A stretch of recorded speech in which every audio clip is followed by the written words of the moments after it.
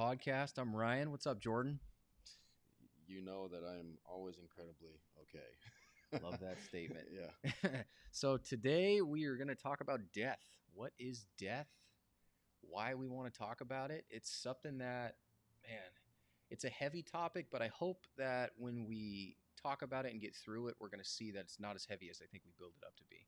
And it Well is said. kind of like the grand mystery at the end of life that no one wants to talk about. We all seek to try to forget about, change our appearance or whatever we want to do to keep it away, but it's there. We need to talk about it. It can be the Grand Puppeteer. So I think what we're going to do is get into death, talk about how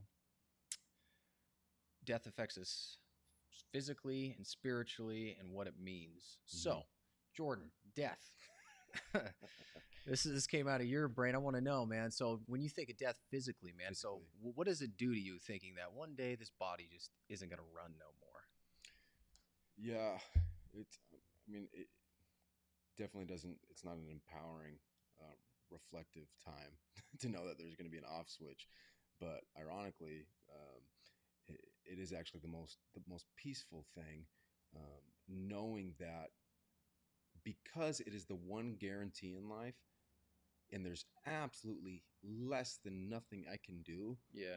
to avoid the inevitable end of the off switch, it allows you to kind of subconsciously and very consciously kind of let go. And I think that's where the peace comes in, is to say I can either suffocate myself trying to pretend that the physical element of this skin suit that's housing some kind of conscious spirit within me, this thing's going to give out, and there's no way of changing out the transmission to keep it running. And at some point it's not gonna run anymore.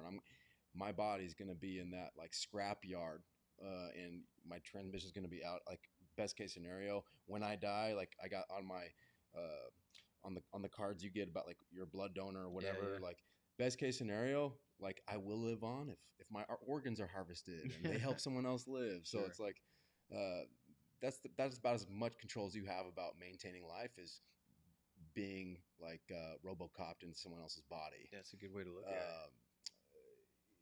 Good or not, I mean it's kind of warped, but Yeah. I find a lot of peace in it, and I know we'll explore that in the spiritual side of death. But it's allowed me the amount of energy I've spent on looking in the mirror and saying, I will physically die. What does that to me? What does that mean while I'm living? The amount of time I've explored that is probably too much on a daily basis because of the cancer stuff, and which has been the most beautiful gift in my life, because leveraging that paradox of I'm dying to live, but prior to the cancer, I can't honestly say I was living in a way that was respectful of the inevitability that I was going to die. Sure. So knowing that I'm going to die and thinking about that every day, and like, is there this ticking time bomb inside of me that's going to speed up my expiration date? I have such a respect for the inevitable lack of control I have over the physical element of the light switch turning off. So Gotcha. um, I don't. So in terms of concrete thoughts about the physical body dying and what does that mean, in a very Buddhist way, it's like I don't even care anymore. Almost like I'm almost apathetic to it. I'm like, it's okay because it has to be. Sure. It has to be okay I because get it's going to be, Yeah. because I'm not going to be here. It's inevitable, but I think when we think of death and what brings up the fear is how we die. Absolutely. You know, like I think of getting Parkinson's or like ALS or something, and like that mode of death brings fear. Like I could feel it now just watching something with someone with ALS last night and just seeing what that looks like. You're just like, "Oh my God, please no. I don't want Yeah. to I don't want to go like that," you Yeah. know? Where like the act of death itself is, I don't know. I'm at the same page as you. It's not that scary to me as it used to be, but um, I think it's more of the fear of the how, because 100%. I want to. 100%. I like that mode of like me being in a bed surrounded by my family, just telling them how much I love them and they're appreciating. Like that sounds good. That sounds nice. Yeah. You know. And they tuck you in. Yeah. Compared to the Yeah. dude who's got dementia and can't remember anything. Like that's the tragic part of the physicality that we're at right now. We're Absolutely. like we can't control any of that. Yeah. We can't control, and that's the part of death that I think scares the crap out of people. Absolutely. Where you will focus on like I got to live life now because I don't know what comes, and I think that begs the question of like so in this physical world that we're in right now, how do you live life? Like, do you live life based on like today's my last day? Do you live life like I'm gonna live on eternally? Like, how does it affect you when you think about it? Like, does death enter your thoughts every day, or is it something you're trying not to think about? Like, how does that go? Like when you're thinking like, okay, I'm gonna go to the gym and work out. Like, is it like to get your body more healthy and prepared to live a long life, or Yeah. is it like I don't know, trying to defeat death in a way? Like, how does that? On the physical side of Yeah, it yeah, yeah. specifically, um, I I mean, there's a lot of directions. I to establish my thoughts on death. Is it a daily thing? Hell yes. um, I, I say this with the utmost respect, and I know this is a very hard topic for a lot of people right now, Mm-hmm. and because the idea of death and losing a loved one is their daily, like, it's their Ferris wheel of sadness they Sure. ride every day. Yep. Because they know they're going to wake up, and because of the severity of someone that's dying that they love, they've become a caretaker, and they're daily just nurturing the physical element of death, and knowing they have no control, and my most potent front row seat of seeing that is going to see my oncologist, and I always feel like such a whatever the opposite of a superhero is, like that weak, pathetic, like the guy who sees a potential moment of like heroism, he sees it and he sprints the other way because he's like, I don't like just the weakest weak person. Like that's what I feel when I go to see my oncologist, because I see these little kids and their families, and I see the ghost like state in the parents. You see what the physical element and their perception of what that is doing in their lives. They it is a part of their cellular makeup. It is like draining them. Sure. And what's so interesting though is more often than not, the little child is so happy and like so optimistic and so free of the thing that the parents are so afraid of. Yeah. And I, as a grown ass man, going there, and I've been so blessed to not have the cancer evolve in a way that it's put me on death's door. Initially, I thought I had X amount of years, like expiration date, like it's a horrifically low. It's like 1 in 100 million chance of getting the kind that I have, and it's a very exploratory shit. So I live with it every day. I think about it every day, but it's almost like it's this like mocking thing, because it's like, why are you so afraid? You're healthy. Like it's not ruining your functionality of your physical life. So why do you, like, you don't get to be in that category of people that are suffering from it? Because when people say cancer, they assume like it's dot dot dot. You're going to die. It's inevitable. Like that degree of it. And I've never gotten so suffocated with the physical side of that, to where I've really had to experience what those parents feel with their daughter. So it's like I feel so blessed. That's why I get to say, and I have to say this carefully, it is the best thing that it's ever happened to me, because one of two things happened. One of two things happen in your life with the physical side of death. You either are 73 years old and are debating whether or not you're going to celebrate your 74th birthday because you're physically dying. Yeah. And you're like looking back in retrospect, like, were those 73 years well spent or not? And you feel the weight of that. Or you're at my age, I was mid 20s when I got my diagnosis, some crazy ass appendix, like crazy story how I even found that I had it. But being that age, feeling like I was in the trajectory of my career and where I was so blissfully ignorant of the ailments of physical side of fear of death. Yeah. But that came to a screeching halt. The train crashed, just fell off the tracks, and I just sat with that thing, dude, so many days, and it it ruined me. It ruined me, but it was the most beautiful thing because it just basically like a like an excavator, like just gutted the soil of my soul, and I was planting all these seeds of wanting to become these physical things in my physical life because all these physical things matter to me. It gutted all that. It showed me that none of that shit matters that I was spending most of my time doing. And I got this blank canvas now. It says most of what you were doing in your life was motivated by ego and becoming something that ultimately doesn't matter. And what death did for me is it gutted that. It said, let's explore what really fucking matters in this life. So that's why I say with the utmost respect that cancer saved my life. Death saved my life. So I think looking at the physical side of death and its infinite inevitability of switch offing, switch turning off, it is I argue the gate key to exploring where is meaning found in this physical life.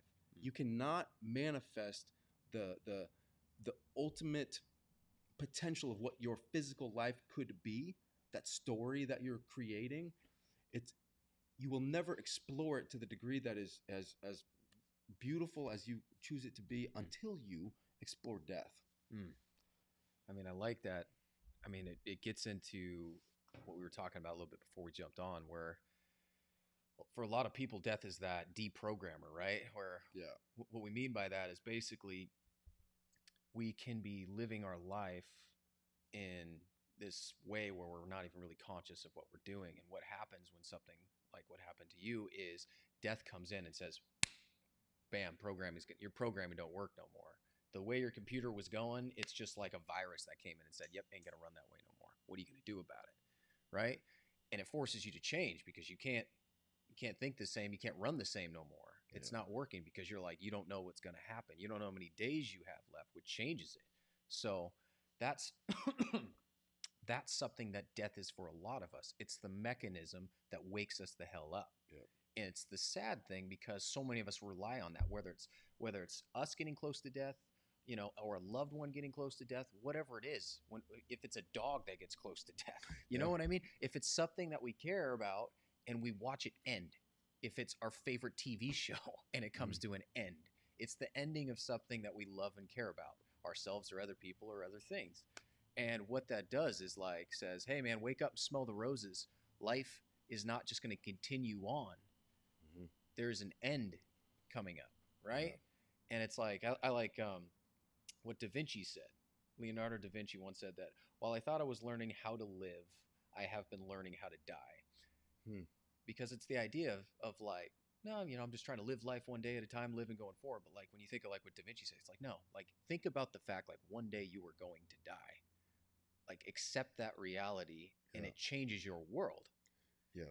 If you run from it, if you reject it, if you try to avoid it, it is the grand puppeteer that we talk about. Yeah. It's the thing you're doing so much to try to avoid that you may not even be realizing. It's just controlling you. Like, hey, like you're gonna die one day. It's like the wrinkles you were talking about in someone's face, where people hate seeing that because it's like, oh man, like how many days do I got left? So they'll stretch them the hell out. Yeah. Right. Where I think for us, it's a matter of like talking about death in a sense of like we don't want it to be that mechanism, that one big thing in life that wakes you up, because it could be one or two things: the thing that comes in and changes your programming, or it could be that thing that you accept, and then what it does is in turn makes you appreciate things so much differently. It's like what you were talking about with the kids, right? Like the difference between a kid and a parent is they've accepted that they don't know. They don't know how many days they got left, so they're treating each day like, man, I'm just thankful I'm here. And it changes your world compared to the parent who's just like, I don't want my kid to die, and they wear it, right? So I think it brings on to the next part of death is that spiritual side of it, because I think unless we learn to accept it, we'll die all the time, continually. It's like our life is just this absent life. Yeah.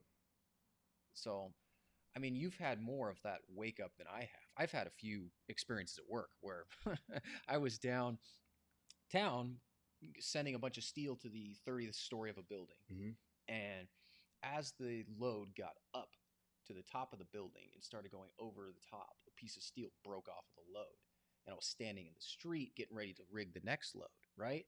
First rule is like you don't go under a load, right? Never. Which I wasn't. It was over the building, but I still should have waited a little longer because when it popped off the load, it shot off the side. And when it shot off the side, it was a 6 foot chunk of angle. And I'm standing in the street, and that thing, I could feel it go by my arm as it smashed into the street. I mean, it just would have cut me in half, you know?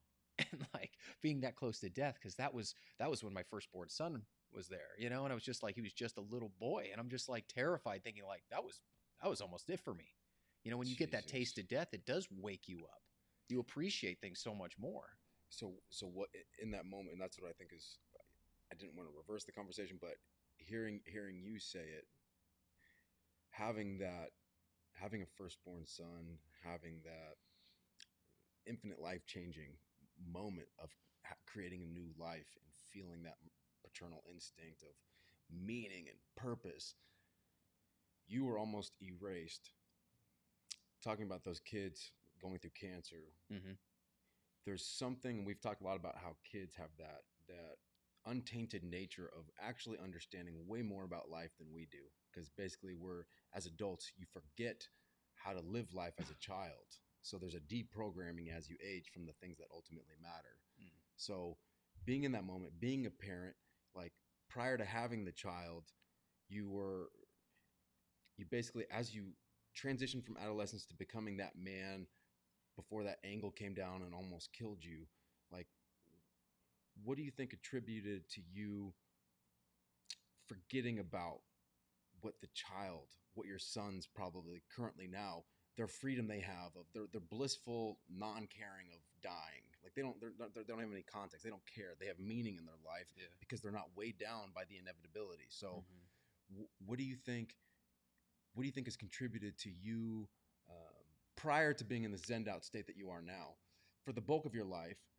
What do you think were the main contributors to your deprogramming from being a child? Like most of your life, on your spiritual exploration, Mm. like what do you think contributed, to you forgetting how to be blissfully ignorant of it? Like what made you terrified or fearful or anxious, during, whether it's your teen years through your early 20s? Like what were the main contributors, that death suffocated you with, physically speaking? Like, and even if it did, you know what I mean? Because like when that steel came down, uh, that's the radical train crash of like, I feel so blessed and fortunate that I get more life to explore. But if that steel didn't come down, like, do you think your life would be radically different? Because like I said, there's Yeah. one of two things happen. You either are 73, realizing you might not make it to your 74th birthday, or something radical like a piece of steel coming off a building, almost slicing you in half like butter. Yeah. What happened in that moment that maybe you and I wouldn't be sitting here right now? Mm. Maybe we wouldn't, because that didn't happen. Like that was a radical shift for you, I would assume. Sure.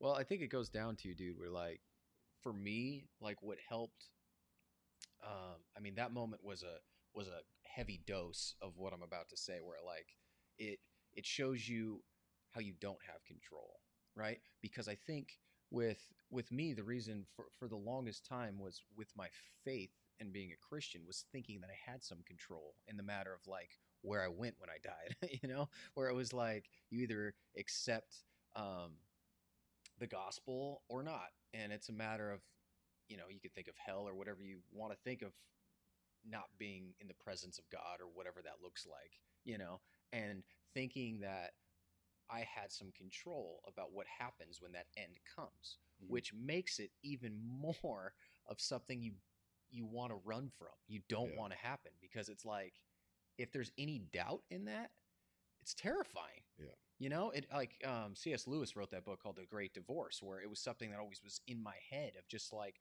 going to this place where of like isolation, and it may not be like this lake of fire, but it was this place of isolation and torment, right? And thinking that that was a possibility and it was in my control to change that was something that really, really made me afraid of death. Mm-hmm. Because I don't know how you couldn't, because Yeah. the fact is like if that's an option, if that's a possibility, then you're gonna be scared of it, and you're gonna be like, okay, I'm doing my best. I'm trying to I hope I have it right, but there's always that doubt that creeps in, and that doubt that creeps in makes you terrified of death. Mm-hmm. So, in a moment where a piece of steel could fall off the roof, it's a reminder of you don't have control, dude. You don't have control. So to some extent, it freed you. In that moment, yeah, it totally freed me, because in that moment, it's like with anybody who has a close call. Mm-hmm. Like when you walk away from a close call, and I've had several where you walk and you cannot be so thankful that it didn't happen. It makes the day so much better. You don't care about half of the little shit that happened. Yep. It just changes your whole perspective, because that's what it does. It gives you that dose of just you don't have control, and remember that this is here. This is a possibility. You could die. I could get in my truck and drive home and die. It's a possibility. Yeah. Don't forget that, because we want to forget it. We want to be like, oh, there's like a 99% chance that I'm going to make it home and blah, blah, blah. My truck's safe, whatever. And we want to convince ourselves that death is so far away. But in reality, when we do that, we tend to make it the monster that we're constantly trying to avoid. Yeah.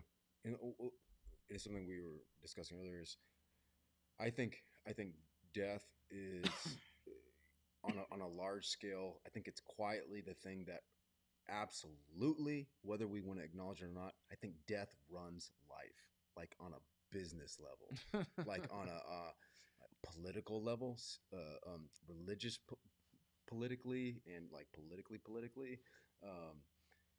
We, whether we are aware of it or not, the reason 9/11 happened was there was a completely misconstrued perception of what even their religion. They went off on some radical, crazy ass choose your own adventure version of their religion, but they were investing in getting on a plane, flying that thing into a building, killing thousands of people.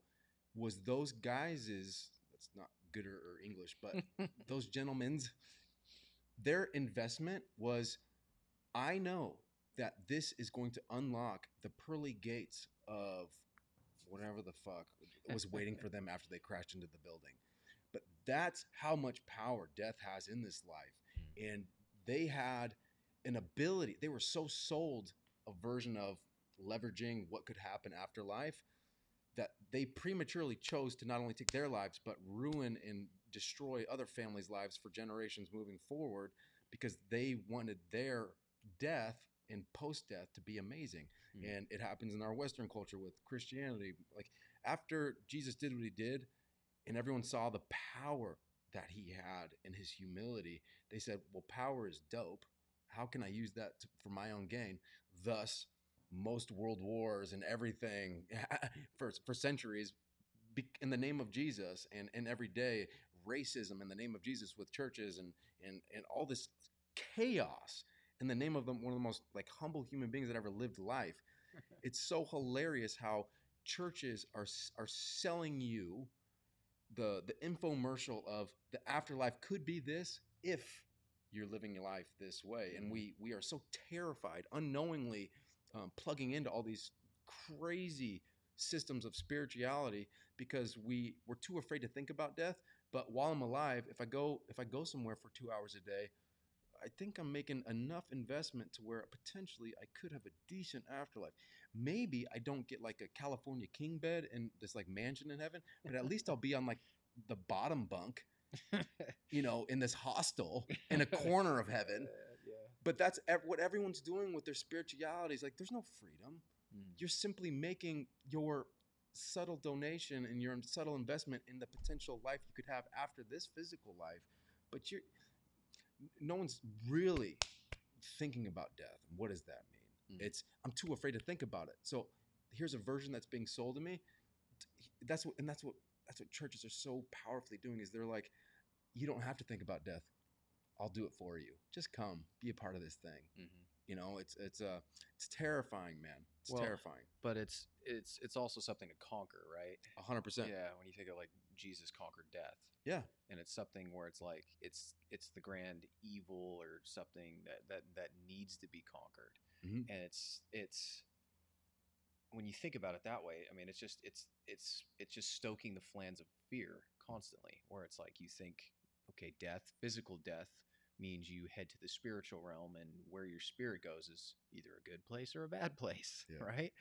And what that does when I mean, it just, you can't help but be a little fearful. Yeah. I mean, like, I remember being a little kid and like finding out my uncle wasn't a Christian when I was a Christian, and like knowing what I was taught about hell, I just was so sad because I was like, he's gonna go to hell.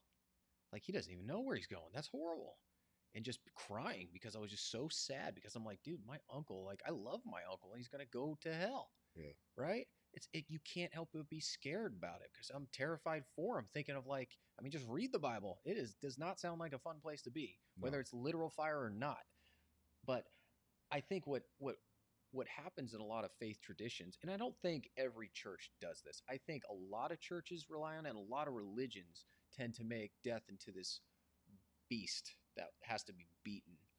But I think that it's something that it's really easy to make us scared of in order, for us to run to God, or and use it in that way. Where I don't know, like, it's weird when I think about like Jesus conquering death and how he talked about death, because I don't know, like, whether he literally said that or not, or like, I don't even know about my real beliefs about Jesus, period. But it's still something where, like, if I look at it as something that has to be beaten and conquered and something like that, I almost think now it's almost like I look at it the opposite way, where I almost look at it as a something that you can almost welcome. Like, there's a quote that Socrates said, that Please. he said that death may be the greatest of all human blessings. Absolutely. And it's like, when you learn to see it from that perspective, I feel like it changes the game completely. Yeah. Because it's not this beast in life that you have to conquer and figure out, like, to get some superhero to do it for you. Yeah. Right? Because that's kind of what Jesus does. He's that superhero that beats the beast that you need to beat. I feel like when you can look at it as even look at it physically as what it is, it's the end of this form, right? Yeah. Like, I'm in this body, and then this body dies, and then whatever particles are in me will go into whatever. It's the circle of life from the Lion King. Yeah. But it's something that I don't think is as scary as we make it out to be. And like, from what I've studied and what I've meditated on and seen, it's something where, like, in my core, it's completely changed, where I'm not terrified of this thing anymore. I'm almost to the point where, like, I know it's coming, I accept it's coming. Yeah. And in accepting it, it makes my day better by hanging out with my kids, because I don't know how long it's going to be around. Yeah. Like, it has a way of almost being the sugar coating once you accept it. And it's this tricky thing of, like, I think I'm gonna freaking botch this, but I think it was in Troy, where, like, one of the gods was talking about, like, humans are blessed because they have the ability, like, they're gonna die, like, Yeah. each day, like, you will, like, it makes it beautiful. The ultimate leverage. Yeah. Yeah. Where I like that so much more than this idea of this horrible beast that has to be conquered. Yeah. Because it could be something that you accept, and, like, it can make your life better. Yeah. But it's extremely hard to do because that all that comes with it. Like we started in the beginning, right? Like, if I'm going to die of ALS, like, that's scary to me at this point. Like, I don't know what it's like going through ALS. I've never gone through it before, as far as I know. But, like, seeing what other people go through, it looks awful, and it looks like a burdensome on your family and stuff like that. That's the stuff that gets me, where it's like I tend to lean towards the sides of fear with death. Yeah. If I'm going to die in my bed and go to sleep one night and die, then I'm not so scared of it. It's pretty dope. Yeah. Yeah. Well, I think you touched on something really important, and I think people tend to think about death as a fluffy thing that maybe will happen someday, but I'm fortunately very distracted by all the noise of life that I'm not going to think about it for a while. Yeah. But I think in the most simplistic way that I think that I can convey, whether or not for me, the foolproof test every single day, whether or not I'm aware I'm going to die, and whether or not I respect the inevitability of that, and what does that mean for my life? There is and this is not an infomercial, but I'm like, if you want to start a conversation internally with whether or not you respect the inevitability of death, and whether or not you know what the fuck that means, or care, more importantly, you look at how you are spending your time today with the people that you are connected to. Relationships are by far the most important thing in this human experience. It is the most important connection and transaction of energy you can have, and the quality of that. So the question is, what type of relationships do you have in your life? How are you investing in those? Are you investing them from a place of manipulation? What can I get out of this relationship? Or is it, what am I giving to this relationship? And in a very, what I was thinking about when you're talking about the physical aspects and ALS and all these things, the hardest lesson I had to learn about death and its inevitability was there's the one human being in my life that I believed loved me when I was growing up, like genuinely did, was my grandpa. And I'm gonna have to say things quickly because I don't want to get emotional about this, but I not to get off on a sidebar, but like to give you context about my thoughts of death and heaven and who will be there or not and who's earned it or not. It's like I'm fucked up inside with my like judge and jury of way I look at people. I'm like, well, they don't deserve, like coming from that Christian mentality. Like I play God in my head and be like, I hope you're not there. You're not going to be there. Sure. I hope you're there. But like, to be honest, like I genuinely struggle with the idea of my dad being there. And it's fucked up. And I want him to find peace in life. But I don't want to be on the same continent as him in heaven if we're there. And I don't want to have a passport to go see him in the corner of heaven that he is. So I'm fucking human. I'm not some purist. But to come back to my grandpa, I think about this daily. I have a picture from his funeral in my room, and I think about him every day. And I was incredibly busy in life in my early 20s and building my career and doing shit that was really important, but not. And I stopped going back to Kansas City where he was from to see him when other family members went to see him, and because I was too busy. And I knew he was empathetic to how important my life was to not go spend time with him. And he was getting really sick, and I knew it. And for a couple of years, it just kept getting worse and worse. And it all hit me. I was literally in the kitchen at work, cooking up a storm, and I got a call, and I knew he was his clock was not ticking, going to be ticking much longer. And I literally spent the last moments with my grandpa. He was on his deathbed in the hospital, and he wanted to talk to me, but here's the thing, man, is he couldn't talk. Like he was so sick, like he was literally about to die. So I had to sit on the phone and tell him, like, I'm like, I know he can hear me. Like one of my great aunts said that he can hear me. So I'm just sitting there on the phone knowing he can hear me and understand me, and he can't say anything back. And I'm sitting there like, this is like the person I loved more than anyone. And I got to have a fucking flood of regret that I didn't spend more time with him because I didn't realize death was going to happen to him soon. And I'm sitting here realizing how fucking stupid I am, and how non-respecting of death and the power that it has to live life in a state of quality. I'm just telling him I'm so honored to be your grandson. I love you more than anything, and I'm just hearing breathing and like so fucking brutal, man. But like one of the quotes you said, it's like it's the greatest gift.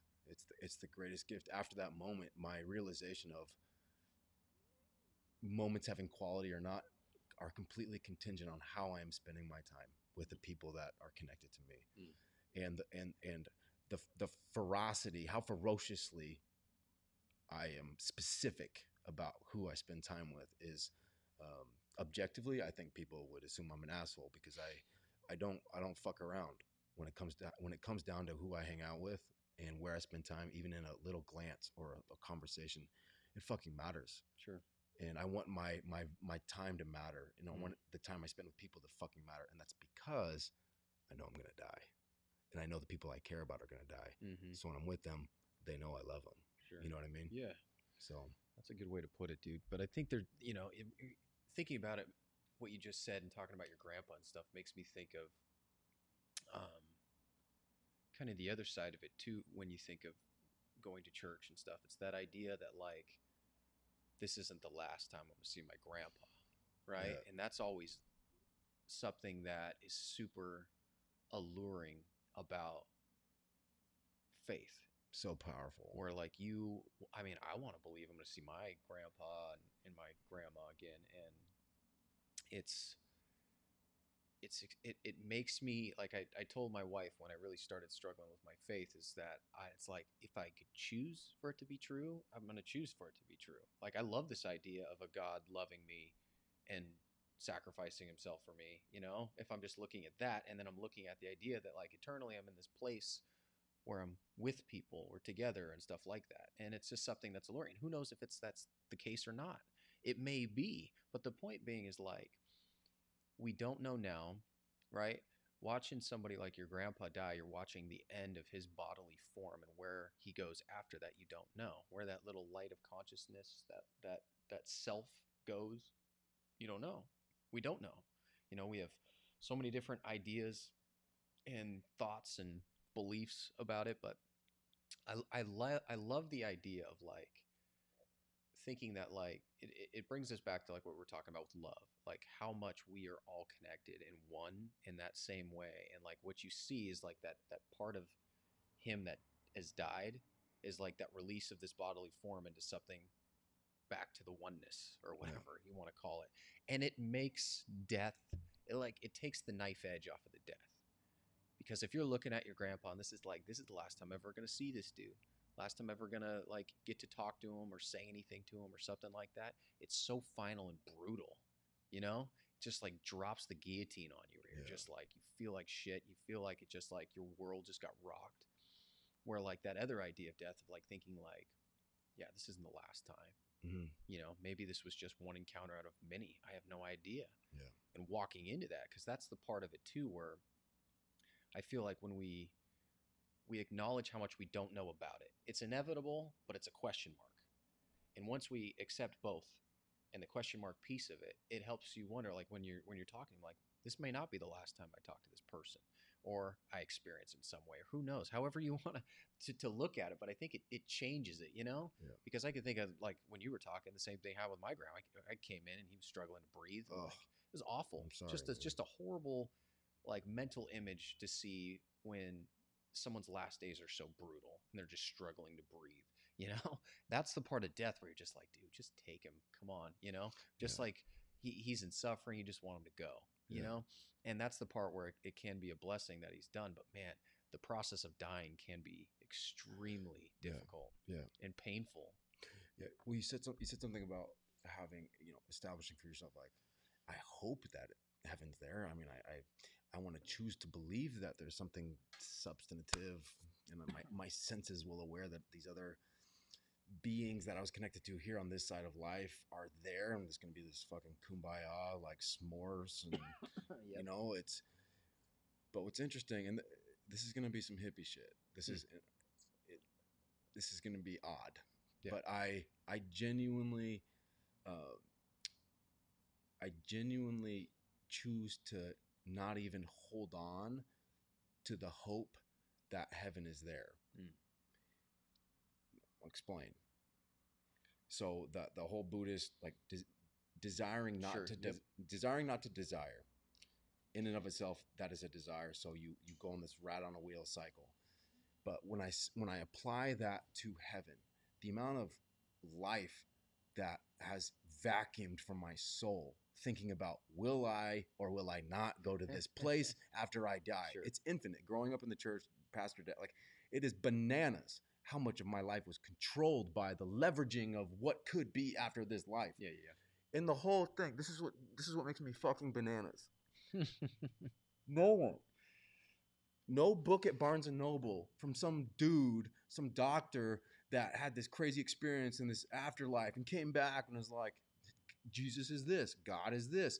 Oh, this is where we're going to go. This is what happened. I'm like, that was your experience. And the fact that you're still here living means you have no fucking idea. Mm-hmm. Like you haven't lived in heaven and have, vacationed back to life, biannually to come tell us about this amazing place. So the reason why I desire not to desire to even think about what heaven will be, instead I choose to daily pursue growth of self spiritually, and whatever comes out of that comes out of that, and I'm at peace with that. I don't think about something that's out of my control. I don't think about something that is contingent. The only thing that keeps heaven alive or the afterlife alive is my hope in it. That's it. Yeah. And that's a dangerous fucking thing. It's true. Because there is a thing that is inevitably out of my control that says your life could be amazing after this life if you do these things, or just realizing that the infinitely small percent of my brain that I tap into in this life to even conceptualize thoughts. How the hell am I going to apply that itty bitty percent to a equation that is unbreakable? Mm-hmm. It is an unbreakable equation. It is a dimension of thought that my mind doesn't fucking matter. It is like 7D. Like there's 3D, there's 4D, like all these dimensions of, like there's, in theory, like there's 11 dimensions of reality and like all these different layers of thought. And I'm so aware how fucking dumb I am. And I'm so okay with it.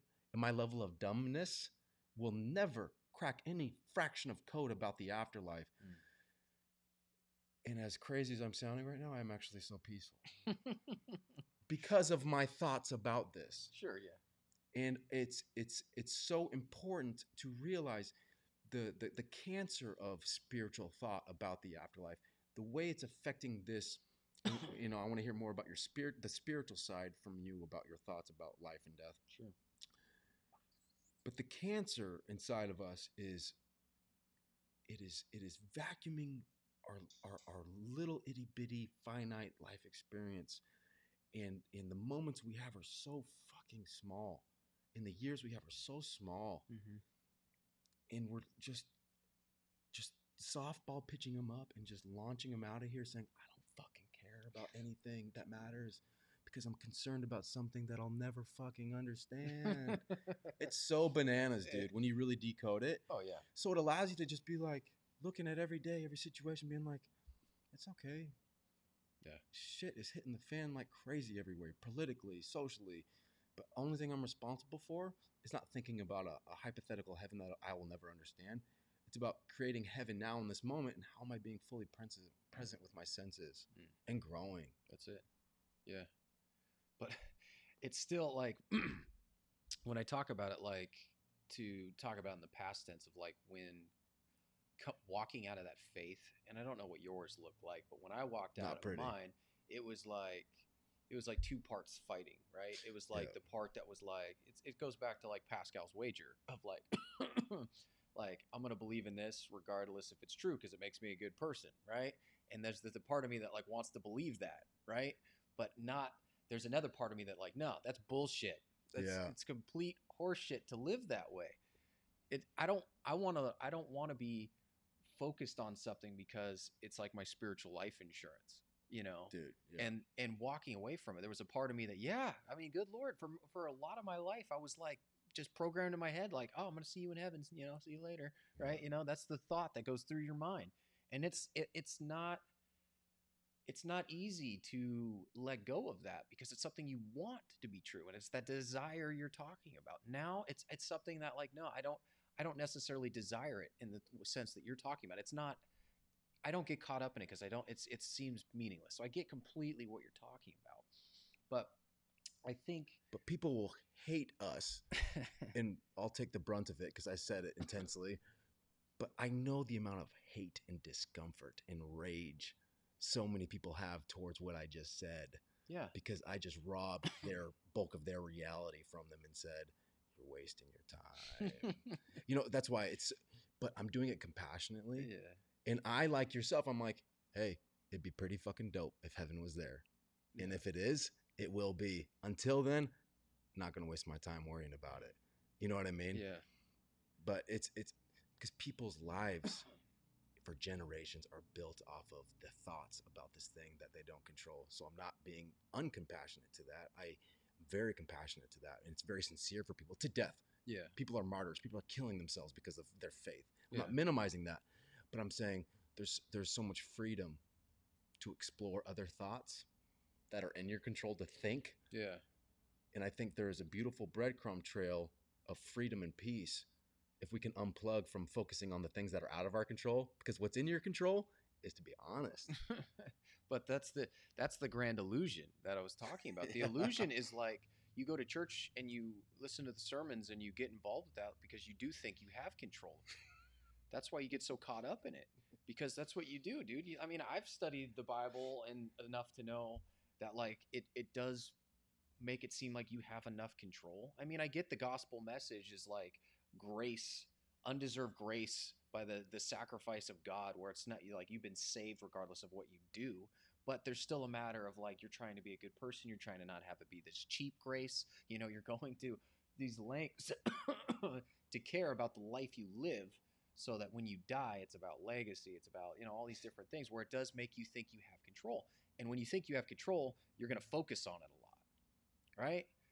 And I think it does come back to just tapping out and just realizing that you don't. Like, there's a reason. Like, if the gospel was true and grace is real, like, God doesn't want you to get caught up in that, because he's like, listen, dude, it has nothing to do with what you do or don't do. Like, it's by grace you're saved, right? And it's the same idea of what we're talking about now. It's the matter of like just tapping out and just saying we're not going to know, right? Like, all we're doing is the best that we can. We're sitting here trying to talk about really deep topics because we've wrestled with a lot of stuff spiritually. Yeah. And we're working on trying to understand the reality in which we find ourselves, how to best go about it, and how to work on these impurities in ourselves so that we don't make them manifest in other people. Well said. And with death, it comes down to like, if you break free from the tyranny of death, like what you want to do is help other people break free, because it's like you said, it's this grand thing that Geppetto's you, you know, it's this grand puppeteer that like will control you, and you will obey its commands if you don't. And so yeah, it's an awesome way just to sit here and talk about it freely, in a sense that like we're putting it out there for other people to wrestle with, right? But it's us in this time right now working through what's going on here, and trying to understand even what we believe, you know? And it's not an easy thing to do, especially something as hard as death can be, because death is that one thing that I feel like nobody really wants to talk about. No. If you sit there at a table and you just start talking about death, everyone's going to be like, "Oh, this is awkward. I don't want to talk about this," right? Yeah. And I guess if we have a platform where people already know they're tuning into deep topics, maybe they can listen to what we're saying. Because it creates a weird platform, right? We hope that people could say like, "Hey, you know, respond and talk about whatever they want to say to get involved in talking about this kind of stuff," because it's not easy to do. You have to find the right places, but even some of the right places, the church places, I feel like make it so hard. Yeah. So it's a matter of just like looking at this and saying, one, it's not scary just to talk about it. Yeah. It's something that's going to happen. We learn to accept it. We learn that we're not going to understand it. And it's like what you're saying. It's like we don't have to get caught up in it. Like, you know, just accepting those two things, the fact that we're going to die and that we're not necessarily going to know what happens after that final eye close, that final breath, when your brain and your heart stop. Like, we don't know. And it's like accepting that just lets you go, oh. And you can live. Yeah, that's brilliant, man. I think the last thing, I'll get off my soapbox, but when you look at structurally the way people build their lives, the crippling effect of the non-understanding of the power of death's grip about death, the ideas of that have on people's lives, is the inactivity they have in their life, because they're so suffocated on their couch, sitting there being like, if I only have this life, what if I make the next wrong choice? I want to do this, but what if I do the wrong thing? So God becomes this leveraging act of, will I disappoint God if I do this thing? Or if I do this, door A or B, which one is right, which one's wrong? And people are suffocated in their inability to be fearless, to just explore what's innately in their nature and what they're passionate about, because they're afraid that when they get to a place of being with God, they're going to have to answer for all their bad choices they made. And I argue that I was talking to someone very close to me the other day about this, where this person's debating on this significant life transition on where where to put their time, and what if they get to this place and they don't succeed, then what? And these, there's this suffocating what if, which creates immobility. You're crippled. What do I do in life? How do I make it meaningful? And I said to this person, I'm like, you follow your nature. Mm-hmm. What instinctually fucking makes you alive? What drives you? You do your fucking best with that thing that's dangling in front of you. Explore it. If you fail with that thing continuously, you start making different decisions. You say, maybe this isn't the thing that I thought that I was supposed to do with my life. Yeah. But what's super dope is you develop discipline and a work ethic towards working towards the thing. And then more than likely, a different door is going to present itself. You're like, well, if I'm not going to do that one thing, I'll explore going a different direction. And there's no wrong decision that God's going to hold you accountable for. Like, you didn't use your life this way. Guess what? If there is a God who is responsible for holding everything and suspending together, you're awake. Therefore, God's willing you to live if God is the source of the battery power. Do your best. If you know you're doing that, then you're doing great. Sure. And if you don't end up where you wanted to be, it's not because you're losing at life. It's because it's time to explore a different direction. And so many people are robbed of so many moments because they don't think they're rising up to where they think they should be, and their goals of their intrinsic goals, or the goals or the things that their parents are telling them they should be doing or not doing. And that's the beautiful thing about, I think, what Jesus is fundamentally saying is life's manifested meaning is not from a works place doing or not doing the right thing. I think Jesus' power really stemmed from he was being the child of God that he was saying he was, which allowed him to be free and at peace. Yeah. So I think there's a huge crippling effect that death has with is door A or door B the wrong thing? and when I get too close to being dying, I'm gonna have to look at all these doors that maybe I went down all these, like maybe I chose the wrong adventure. You know what I mean? But for the spiritual side of it, what does death do for you now that has given you the peace to explore all these thoughts, to be here, sitting here now, that whether it was that moment with the angle of steel flying down that radically rocked your world and that led to this moment, like now in these moments, this last week, this week moving forward, spiritually speaking, the power of death in your life, how is that going to dictate tomorrow? How's that going to dictate these next 6 days before I see you again? Spiritually speaking. Yes. Well, I think to me, like when I think of, everything going black, and then next thing I know, I wake up in the Matrix tank and I get out of it. Yeah. And whoever comes up to me and be like, so how'd it go? I'm going to be like, that's trippy. Jesus. Yeah. When you think about it like that, so how'd it go? Like, what are you going to say? Like for me, I feel like one of the only things I really want to say is like, what I did was I sought to live my life as a whole life. I sought to work on myself, to learn to love and care about myself in a way that like I tried to understand the reality of like what that means and why you want to do that, so that you can find meaning in the sense of like becoming whole so you can help others become whole. You know what I mean? It's like that.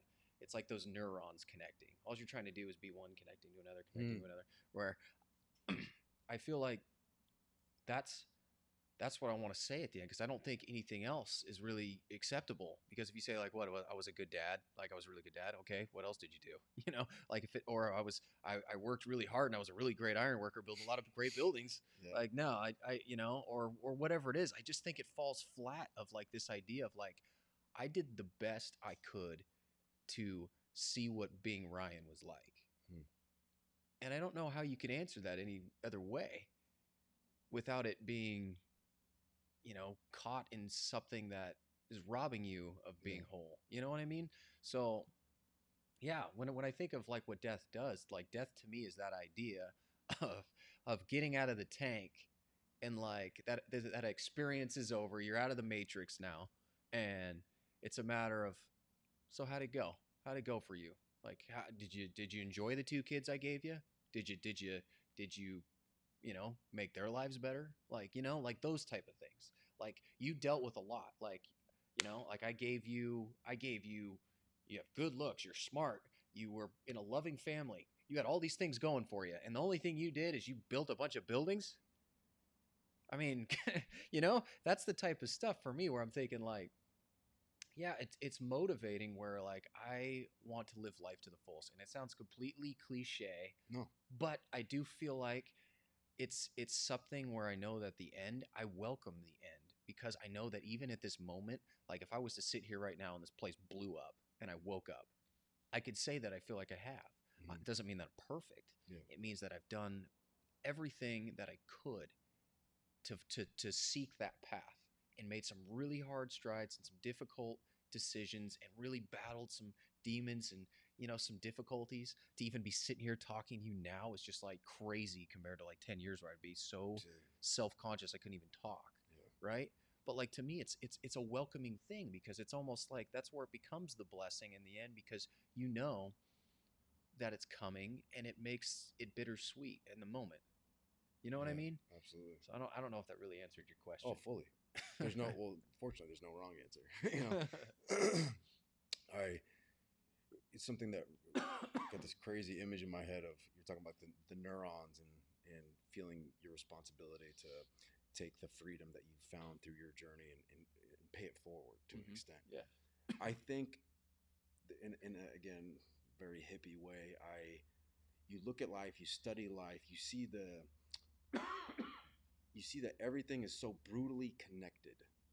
Brutally, there is an equal opposite reaction to every in nature, whether it's a weather pattern, what that does to a wave, what the moon is doing, how that affects the actual waves here on Earth, what the sun is doing. Like everything is connected, and how we sustain and respect um, agriculture and our relationship with that, and how it's suffocating our actual environment physically. So everything is connected to everything, and I think in a spiritual hippie sense, in a very real sense, our responsibility and our gauge of whether or not we are manifesting a life that is tapped into the path, the quote unquote path of the intended programming God intended for us to, of our own free will, explore, is recognizing that we are all connected neurons, and the brain, quote unquote, of humanity, that the creatures that we are all being connected.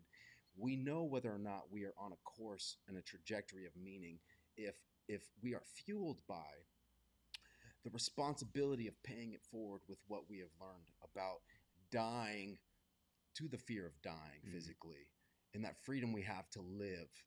And I think there's such an ironic cancer inside like organized religion, and they talk about legacy so much. Yeah. They talk about their fear of dying and not having a legacy, quote unquote. And it's like, doesn't fucking matter what you did or didn't do. And that's what's so funny is the dude that you're trying to teach about, what he taught was, it's life is not about the doing so you get remembered. Because that's so fucking ego driven. It's about you and winning, and you want to be like, yeah, I got that Rocky statue up on top of the stairs. That was that guy that did those things that one time. It's all about you. Yeah. And I think that is the mirror image of what life is not about. If you have, as a byproduct of the Mother Teresa-esque pursuit of giving and paying it forward and creating truth like Martin Luther King, and just fearlessly doing things, knowing that you might get killed or sniped because people hate truth because it exposes the lies that suffocate them. Yep. But the gauge in whether or not you know about what death is and the power of it, the gauge is, am I living life not for myself, but am I living life as the neuron that I have become to continue giving and help with sustaining life for the other neurons? No matter what fucking happens, I'm going to do my best to continue my own spiritual evolution. But it is because I am connected to everything, and that is my responsibility. Sure. But dude, that's a I mean, it really makes me think about what life's about, and to really get into some hippie shit, what Please, I'm thinking about by is all like, means. so it makes me think of like when I haven't taken it, but when people take DMT, like a lot of times it's like 5-MeO DMT or something like that. They take it, and I've just listened to several accounts, but this is what the image is coming to mind when you're talking. It's pretty much transported out of this self that you're in right now to this eternal state of love and oneness, right? And then it just helps you realize how connected everything is. Yeah. So when I think of death in the sense of like getting to that place, what it is, it's this end of separation and like journey back to the oneness. And that's where this idea of love and place comes from. So like what I'm talking about with like being a neuron and connecting is manifesting that now. Yeah. What you're doing is manifesting the connection, the oneness, what love is, right? It's Maya Angelou said that if we lose love and self-respect for each other, this is how we finally die. I think that's a really good way of thinking about like how important love is when it comes to death, because when we get to the real, brass tacks of what death is pretty much the absence of life. And I feel like love is so tied to life because love is about how we're all connected. If you could just if I could just zoom in on you, what I would see was this pattern of energy sitting here right now with this other pattern of energy holding all this stuff up. And you realize like how we're just on these different planes, right? So when you die, you're going to it, it's just a different pattern. It's pattern changing all the time. So it's like what Einstein talks about when he's talking about this grand illusion fading away because he realized how much it's all the same stuff. Yeah.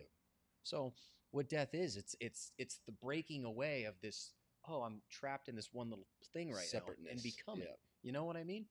So when I think about it like that, yeah, it's fascinating to think about, and it's something that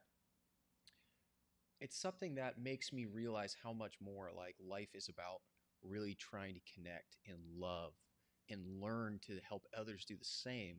Because in the end, if that's the place that we're going to, or whatever you want to, like, yeah, that's what you want to manifest now. That's what I think of when people talk about bringing heaven to earth. That's bringing heaven to earth.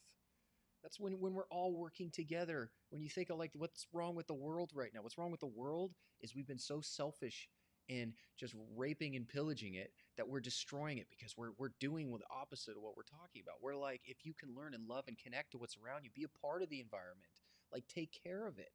That's when it thrives. Yeah. And if you could just read the writing on the wall from what everything's telling us, it's like connect, be a part of it. Don't try to seek for yourself, give it. Like, and that's why looking at death, I think, in the sense of like this ending, the pattern transforming back to that state of connectedness, that state of oneness, helps kind of break down this facade that we build, that we're so terrified trying to preserve this thing right here. And that's when death becomes the monster. And when you could just let it go, then it becomes freeing, where you could help others break free. Mm-hmm. And it's something that, see, I told you it was going to be pretty much hippie shit. It's beautiful. I think it's the most realist real you can be. Yeah, where I just think it's something that we need to talk about more. And we could call it hippie shit. You could call it whatever you want. But the point being is like, we can't be afraid to talk about it. We just have to be talking about these kinds of things. And I know like us talking about this, like it brings the hate in people. It brings where like people just want to be like, oh, screw what this dude said, Yeah.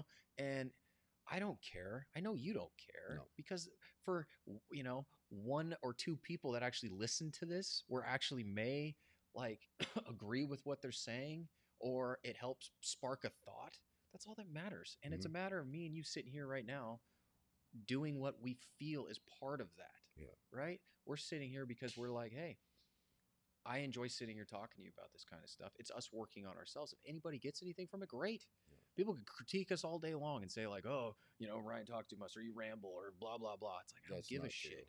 I don't care. Yeah. Because the point is, it's just like, I want to draw a spotlight to some of these things that we should be talking about, and not just focused on all the bullshit that's around us. Yeah.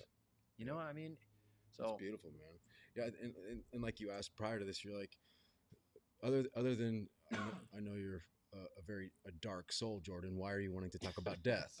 And I was like, oh, I'm glad you asked, Ryan. The reason why I think death is probably puts up a good fight against the topic of love in terms of being the most important conversation to have, because until you understand death and what that means, you're absolutely never going to be living life to the fullest. So there is a respect necessary. If you want to pave the way for a meaningful life, you have to tiptoe pretty ferociously down a terrifying dark path of what death means. And I think the thing you will find is there isn't darkness.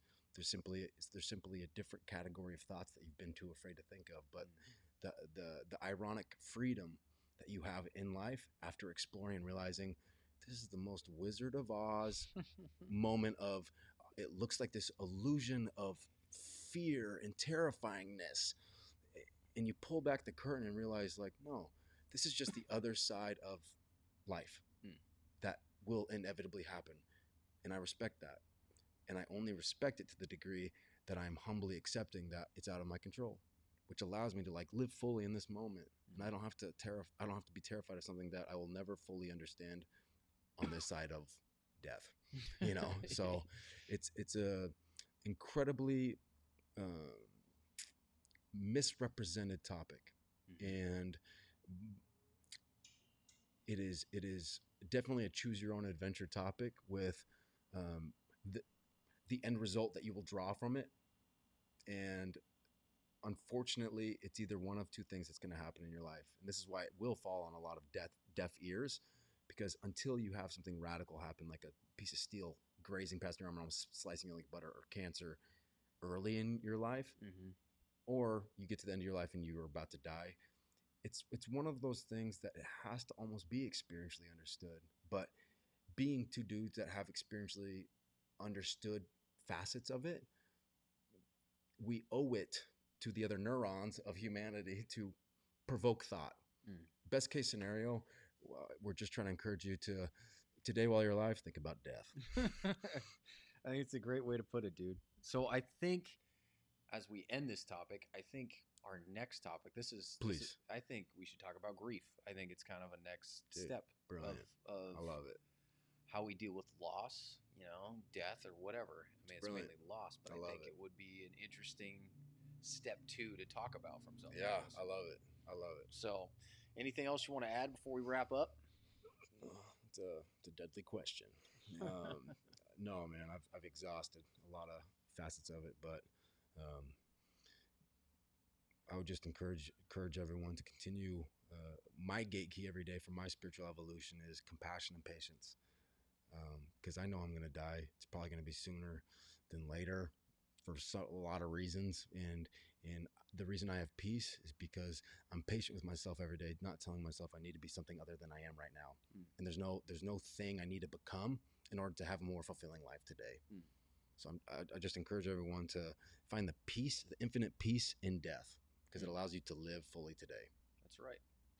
Well said, dude. All right. Well, we'll be back next week with grief. Thanks, guys. Badass. Dude, you said